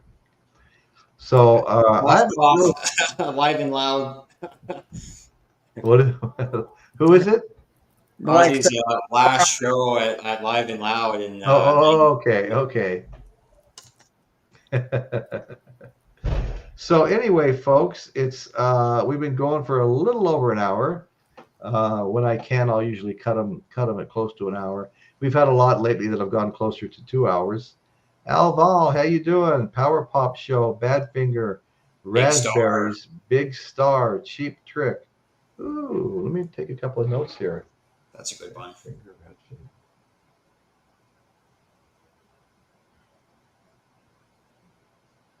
Yeah, Power Pop. Nothing wrong with Power Pop. bands like Kiss and The Well, na- you know what? I was never a big Kiss fan, and I All don't right. have to do. No. What I was going to say is, and then my daughter got married to a guy that has been like 20-year friend with Eric Singer, the current drummer for Kiss. And all of a sudden, he was my new granddaughter's godfather. Him and Tommy Clufetis, the drummer for Ozzy Solo, were both godfathers to my granddaughter. So I went to many, many, many functions where both of those guys were there. Got to know Eric. In fact, we were doing a European tour, and we were in London, and it was when this was going to be the end of the road tour or the final tour for Kiss 5-6 years ago. Everybody does another one 5 or 6 years later. And we went over to the hotel where Kiss was staying, and Stefan called Eric Singer, and Eric came down. We were walking around London together and stuff like that. We got back over to the hotel. Well, they were going to get to go see the concert that night. Betty and I were going to babysit. So we get back over to the hotel, and Eric makes a call, and he looks at Stefan, and he goes, "Hey, Stefan, Gene would like to come up and talk to you. Like you to come up and talk to him." And he'd never met Gene Simmons before. He'd been backstage many times, but everybody has their own little spot and their own little entourage. They're not all standing there together, at a joint meet and greet, But so he'd never met Gene before. Gene was like kind of another level, And so he got to go up and hang out with Gene for a while and talk to him and stuff. So that was cool. And then Gene has since been on his podcast many times since that happened. Anyway, so yeah, and because the first big group of co-hosts I had were the most diehard Kiss fans you ever met. I mean, these guys had everything. They had every collectible thing. One of them had a pinball machine, Kiss pinball machine. Spent hundreds and hundreds and hundreds, maybe $2,000 on some kind of a rare Kiss mirror. That's hard. And not only was the guy buying all this stuff, but he had a show called Kiss My Collectibles, and he'd do this show whenever he could get his group together. And so these guys were huge Kiss fans. They were very smart, very knowledgeable. They knew everything. They had all this rare vinyl from Kiss, and they were like complete. When it came to Kiss, they were like completists. Nothing was going to get past them. They would buy it, right? And so they loved doing Kiss shows, obviously. And so little by little, I started buying, I would Kiss Alive 2. I don't have Alive, but I have Alive 2. And then Destroyer and Rock and Roll Over. And it's not called Greatest Hits. It's called something else, but it's a Greatest Hits album, And so I wound up with, I don't know, maybe 5 Kiss albums. And I still play them once in a while. I can't play. I got 600 albums. A lot of times I'm focused on what my next show is going to be, But then I do series. We went through the entire Led Zeppelin series. We did all the studio albums. We did a lot of compilations, the Mothership, How the West Was Won. That was a good one. BBC sessions, and others. I mean, we even did, Celebration Day. I even paid for Celebration Day, and I've been waiting for like a year, and they still haven't received it in stock. And then I'm on the waiting list at Tower Records, because you can buy them at eBay for $300, or you can pay $58 when they come in stock, So anyway, my wife said, you know what?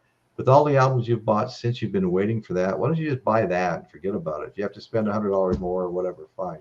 Hey, Royce. Yeah. You got a super chat from Rockin' Robin, a few comments down from where you're at. Really? Wow. Let me go find that. Quite a few comments. There it is.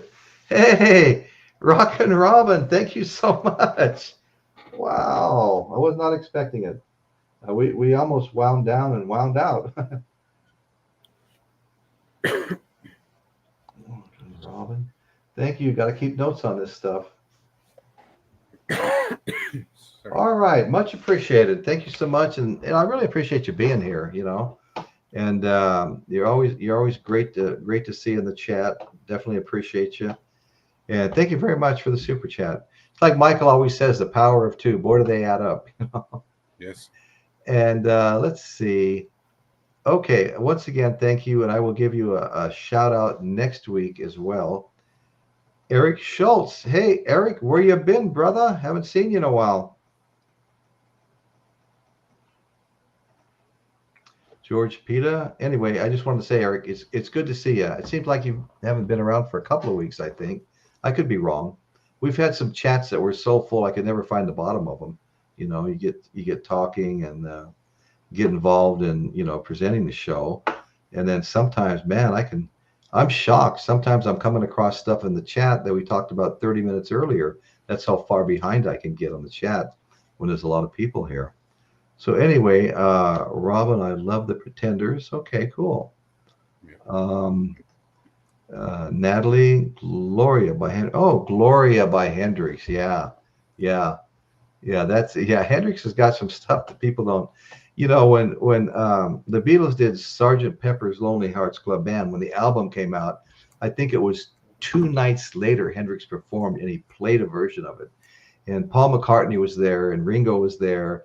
And Paul said that, talk about the ultimate compliment. This album's been out for 2 days. He gets up there and plays his version of it. You know, they loved Hendrix over there. Anyway, yeah, they still do, don't they? McCartney, he said, Jimmy, this one's for you. And then they start playing Sgt. Pepper's Lonely Hearts Club Band live. Like, yeah, right. Paul McCartney started playing Foxy Lady on guitar, left-handed. He was like shredding. Paul McCartney was really? Oh, wow. That's great, man. Little Red Rooster was a #1 hit in England. Yeah, I can imagine. All those blues songs went over so big over there, you know, American blues. I mean, it's basically how I think Keith Richards and Mick Jagger met, you know. I think Keith had a couple of blues albums and they wound up getting together and listening to them. I know Robert Plant was a big fan of Muddy Waters stuff. Oh, yeah. Big time. Mick had a Chuck Berry album and a handful of other albums, and Keith saw him at the train station. He said, "Hey, I like that guy." Yeah, right. Yeah. You're mentioning the blues. Just the other day, as I went to the mall with my dad as a visitation. Like, we took him out of the home, and my mom and I went there. But just they have the record store there, and oh wow. It's a 3 CD look at that. Set. King of the Delta Blues. Okay. Yeah. And that's kind of there's a few crossover songs, but kind of a compliment to another compilation I got. Other 3 CD compilation. So just between the two of them, there's 130 original blues tracks. Wow. Plus I have other blues stuff there, but that just, you guys mentioned blues and I just thought of that. Also at the same time, I got that too. So yeah. Oh yeah. Yeah, that looks really familiar to me. I have a lot of blues stuff too. I had a 2 or 4 CD set of Robert Johnson's. Oh yeah. That was really different music too. It took some getting used to, but once you got used to it, you liked it, and you could see the talent, you know. And that's a great story. I did that story on my show. I can't remember what the title was. Something to do with you know, selling his soul at the crossroads. That story. But then we talked about the whole Chitlin circuit, you know, where they couldn't play in, you know, white clubs. You know, there was a Chitlin circuit of clubs that they would, that they play in, and you know, and Robert Johnson, he disappeared for a while. He was just considered, you know, kind of a very average blues player, nothing overly exceptional or special. And he disappeared for a while, and nobody knew where he went. And when he came back, he was an ungodly blues player, you know.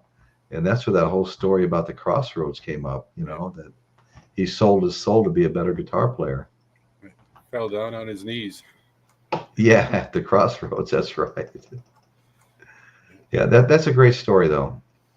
But yeah, I've covered that, and I liked the idea about a Creedence Clearwater show.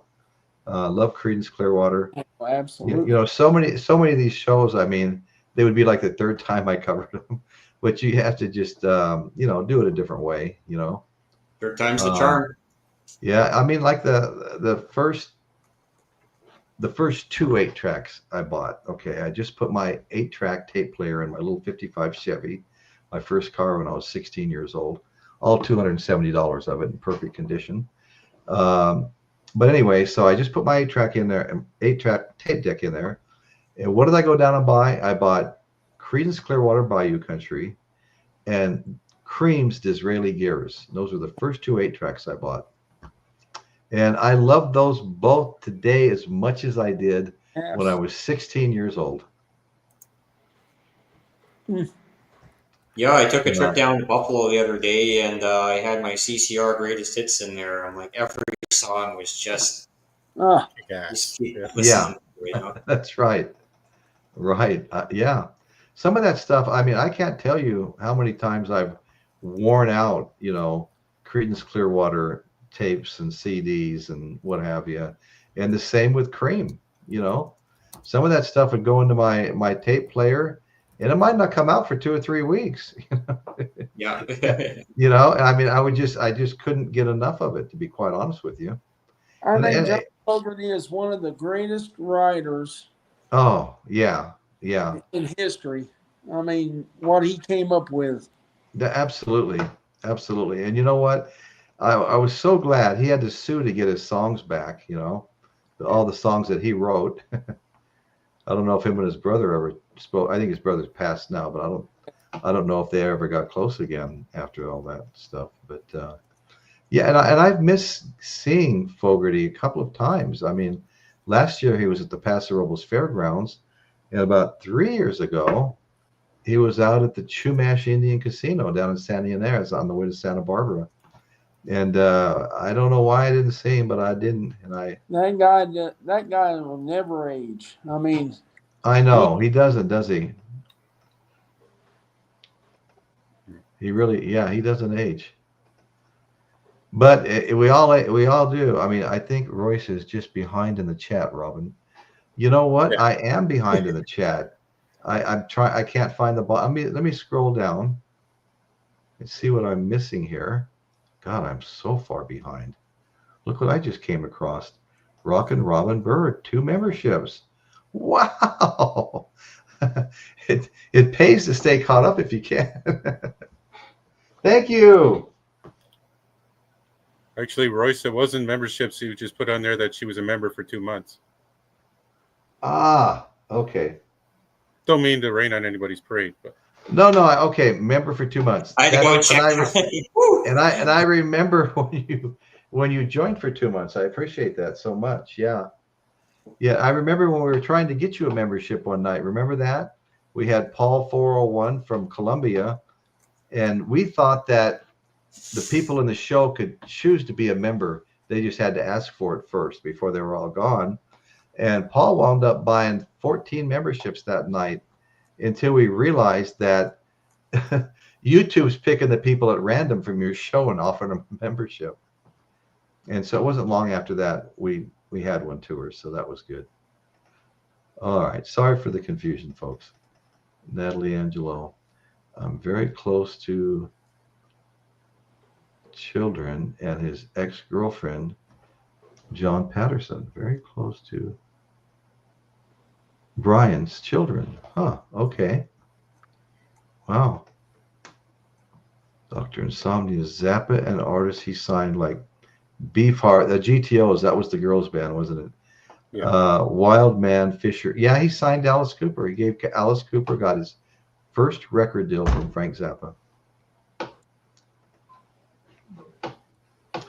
Alice Cooper. Now he's got the Revenge of Alice Cooper out with his original band, the very first band that he made the first, 4 albums with, before they split up.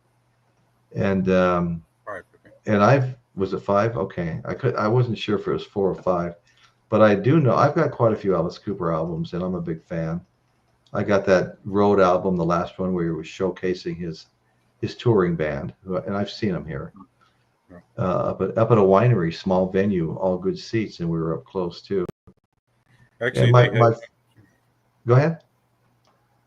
the Alice Cooper band actually had 1, 2, 3, 4, 5, 6, 7 albums together.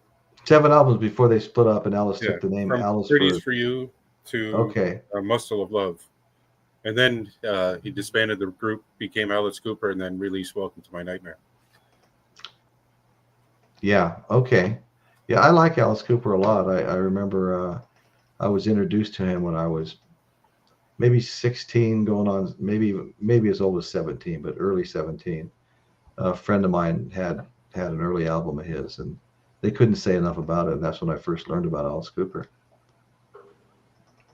It's amazing when you think about how young you were when some of these people were performing, producing albums, and they're still around too. Hey, Royce. Yes. I just saw in the chat about Ozzy's throne. I wonder if they'll put that in the Hall of Fame.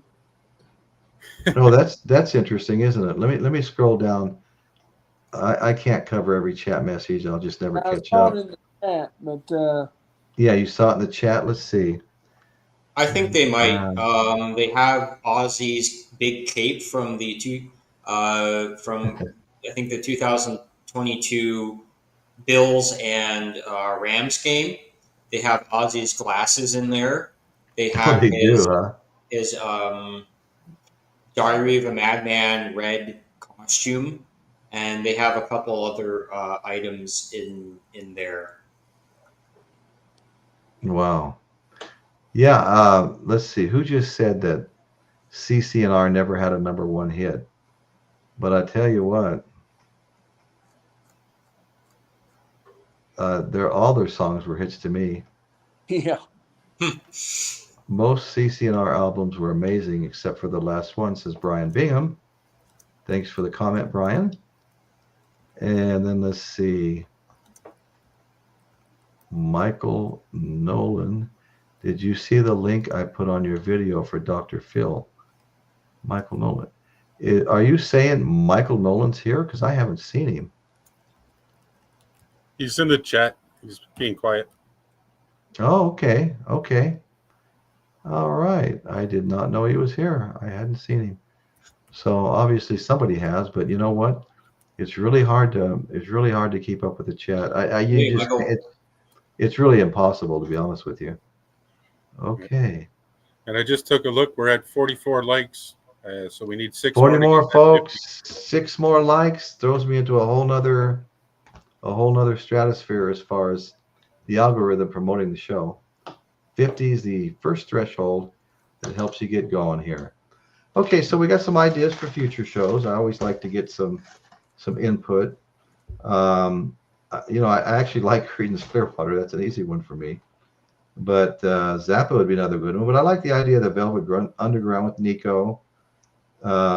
Hey, Royce, another would be greatest live albums. Now, who is this? Live albums. Oh, The greatest live albums. Yeah. Aerosmith bootleg. Yeah. Yeah, I like that idea, the greatest live albums. I like that idea a lot. I've actually become a really big fan of live albums over the years. Deep Purple, Nobody's Perfect. I was from their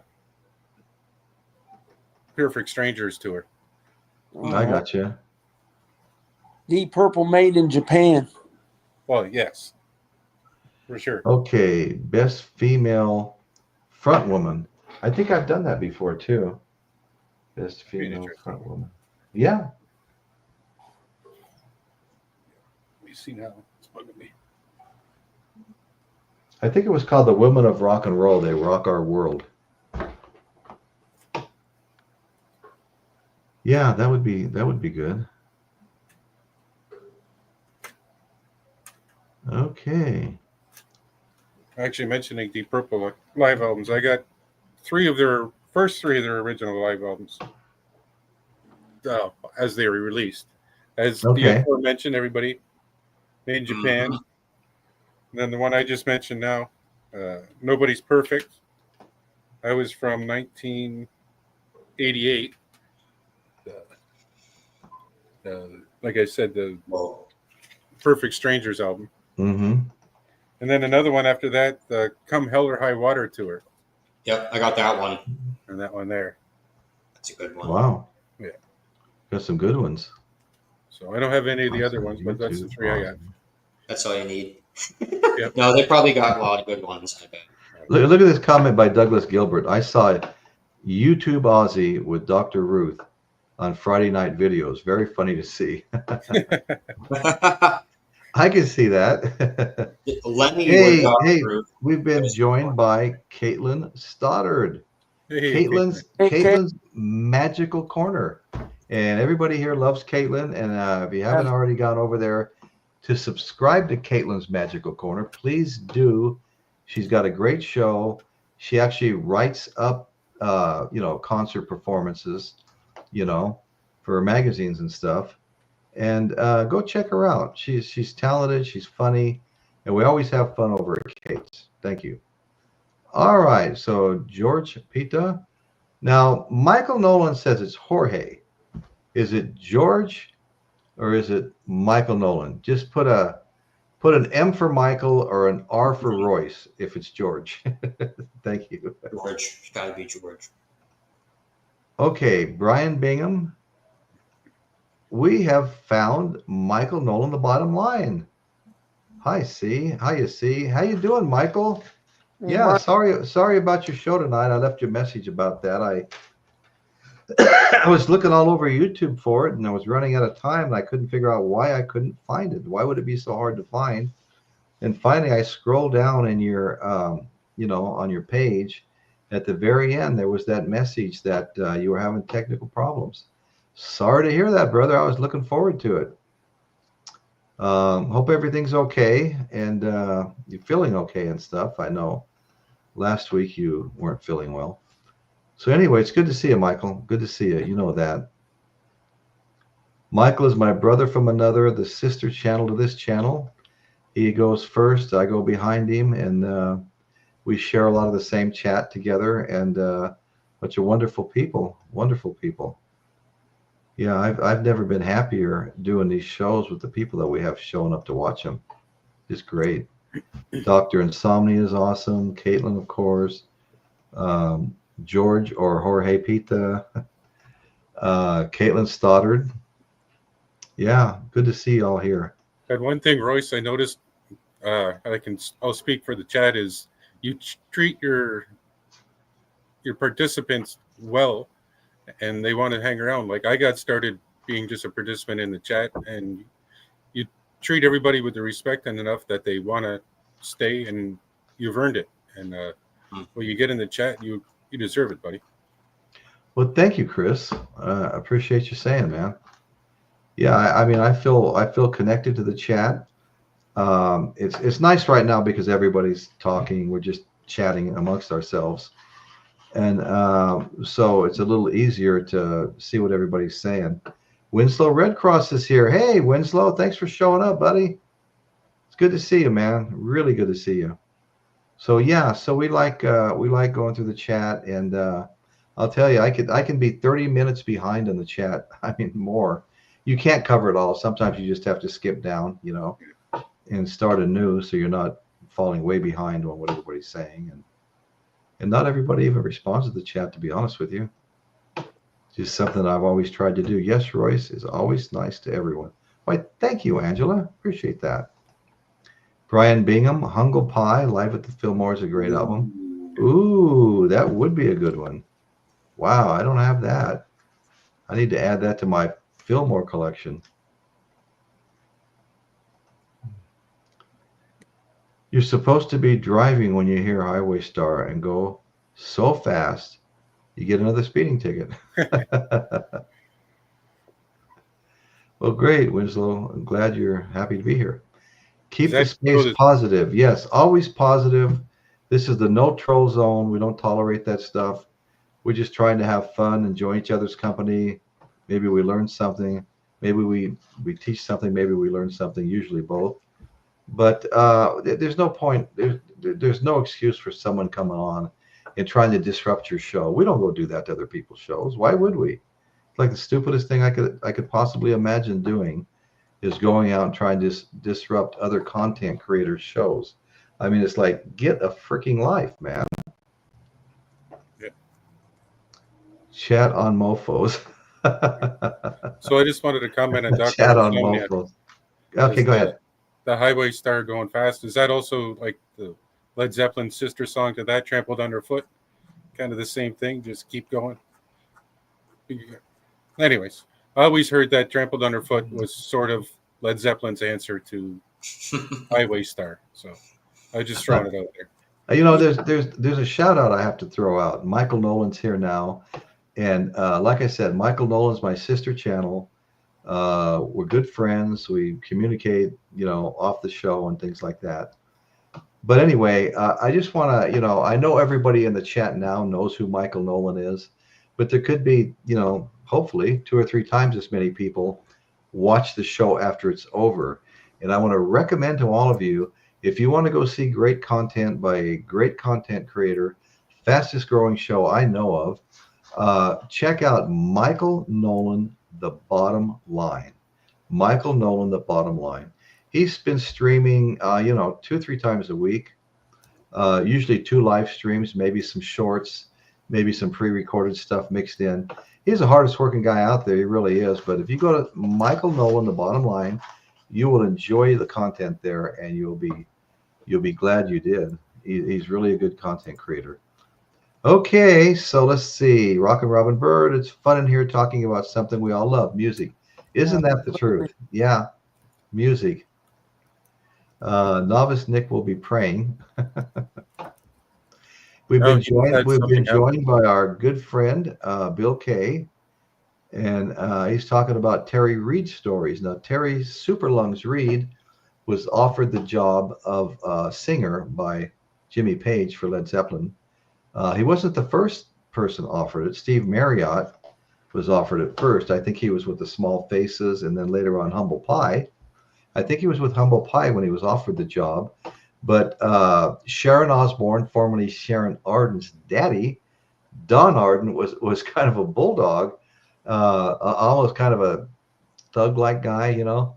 And once he heard that Jimmy Page was trying to steal his prized possession, Steve Marriott, He's just gonna he said that break his fingers. I'm not to play guitar with all your fingers broken.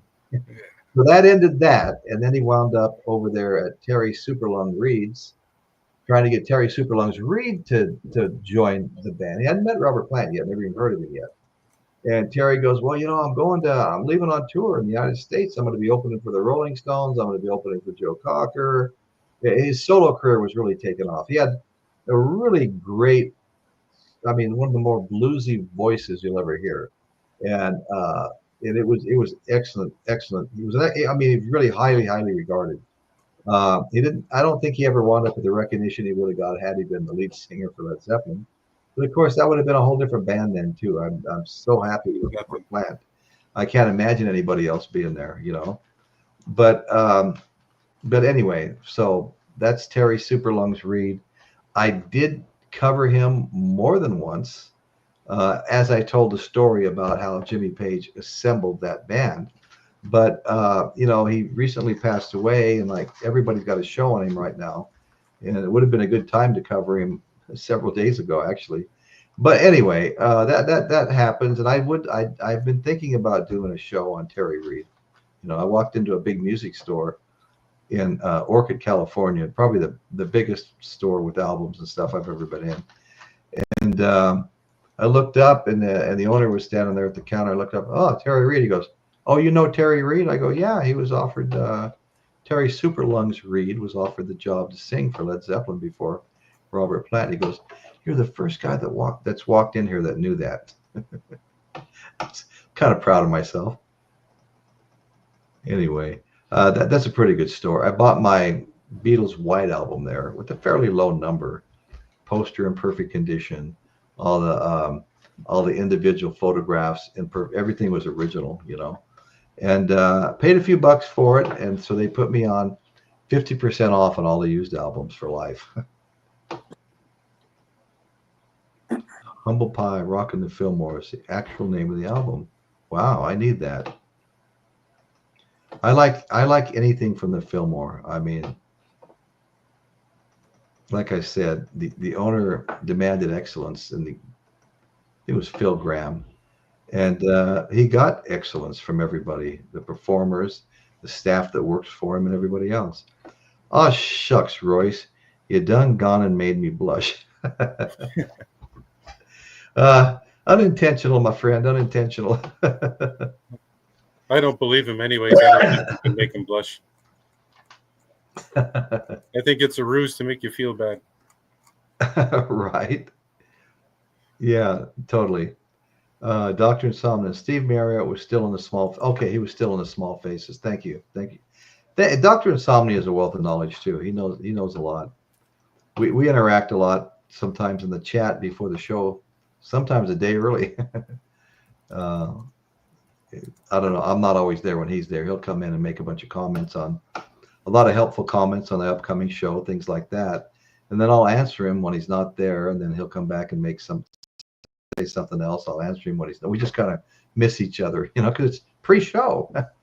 Timing is okay. Thanks, Jersey. Yeah, Jersey Devil. His channel digs deep. Yes, it does. Michael Nolan digs deep. That's right. Yeah, great show. I was really looking forward to it tonight. I finally caught up on that last one that you did, and that was the Paul McCartney death and backmasking and all that stuff, and all the stuff that they carried on with it. If you guys haven't seen that show about the one Michael just did about Paul McCartney, you really need to go check that one out. I may be confusing it with the other one before that. Sorry about that. They were kind of back to back when I watched them, and both times it was in the wee hours of the morning. It was funny, Royce. I only seem to hear about these folks after they pass away. Thanks for the update. Well, Bill, you're quite welcome, man. It's good to see you in here. Yeah, Bill had some pretty interesting meeting Ozzy comments on one of the last shows. That was pretty cool. Pretty cool to hear about. Okay, let's see. So again, I'm grinding down on the chat, and we're probably going to be, once I get caught up, I think we're going to be signing off. And I want to thank everybody in the chat that joined us tonight. Of course, I want to thank everybody that came on the panel and helped out. Appreciate that immensely, and you guys were all wonderful. The chat was wonderful as usual. So thank you, everybody, and we're almost to the bottom. We're almost there. There'll be 4 or 5 more pop up as soon as I leave, and I'll still check them out. Bill introduced Ozzy to booze. I think so. Okay, folks. Thank you all so much. We're going to sign off now. Appreciate y'all being here. I appreciate each and every one of you. We got Jerry C. Thanks, Royce. Everyone had great work. Hey, Royce, I'm going to see Ted Nugent at the end of the month in August. Oh, you are? Oh, wow. Tommy Clupados is opening for Ted.